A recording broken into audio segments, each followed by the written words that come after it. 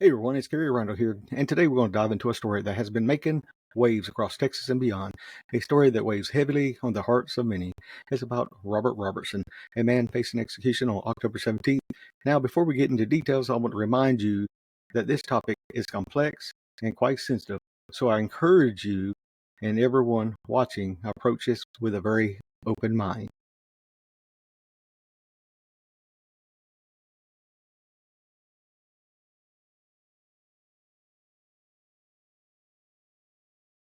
All right. Robert Robertson was convicted in 2003 for the murder of his girlfriend's 2-year-old daughter, who tragically lost her life in a case that sent shockwaves through the community. Over the years, there have been many discussions surrounding the evidence in the trial that followed, making this case anything but straightforward. The prosecution argued that Robert inflicted severe injuries on the child, leading to her death.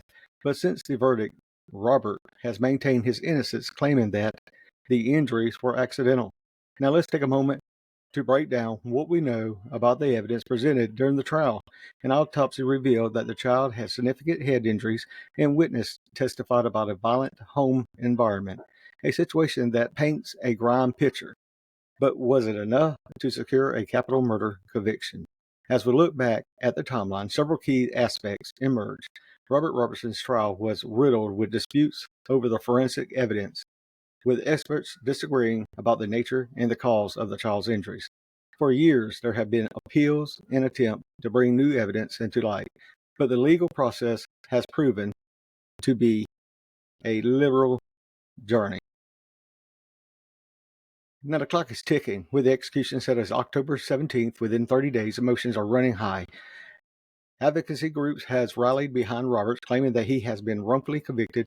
They argue that further investigations should be conducted, citing lack of concrete evidence and possibility of misinterpretation of forensic findings.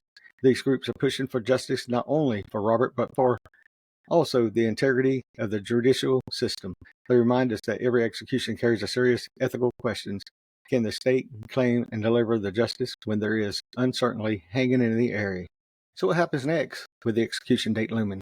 We have to ask ourselves, is it to proceed? Is there still doubts?